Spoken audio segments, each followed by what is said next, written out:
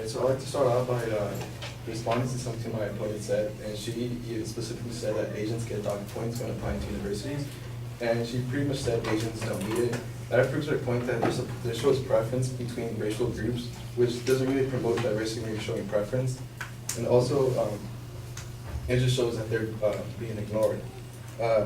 So I'd like to start off by saying a couple of points that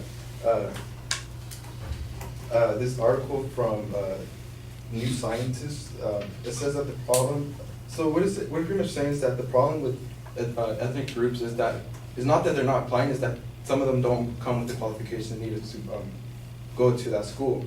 And it goes on to saying that to restore diversity, you're pretty much saying that by removing racial consideration, you make a college think about new ways to improve, to promote diversity, not just based on race. That reminds me that I'd like to emphasize that we're not against diversity, we just believe that racial consideration should be abolished because we believe that there are different ways to promote diversity.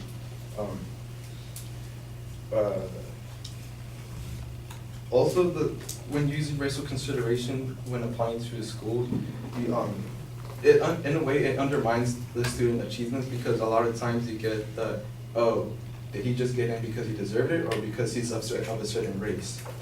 And also it kind of divides the campus, because typically racial groups they stick to their own, the certain racial groups hang out with those people related to that group. So there's not much diversity when you still have that, in a way, segregation, when you have the whites hanging out with the whites and the Hispanics hanging out with more Hispanics. And also racial consideration has ignored the needs of the poor when it tries to promote equality for all. And that, so universities, like I said, universities try to promote, are attempting to promote diversity in different ways.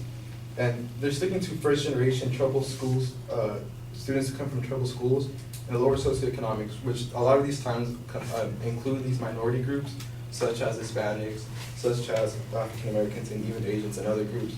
Because even the Caucasian population benefits from first generations, troubled schools, and low socioeconomic. It includes all, it doesn't specifically pick one race and give a preference.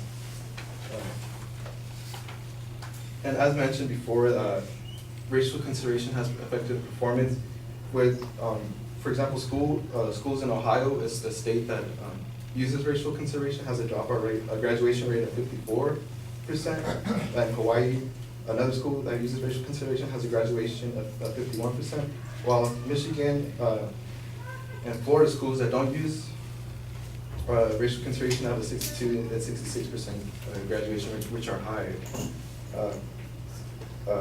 I like to, so in summary, we believe that racial consideration should be abolished when applying for an application, because there are other ways to diversify school, whether it's through socioeconomics or first generation. We believe that it's shown preference to certain racial groups while ignoring others, and we believe that it has affected the performance of these students, as some of them were not ready to go into certain schools. And I'd like to finish off by a quote by Chief Justice John Roberts, who says, the way to stop discrimination on the basis of race is to stop discriminating. So you cannot solve discrimination by discriminating against other groups. Thank you.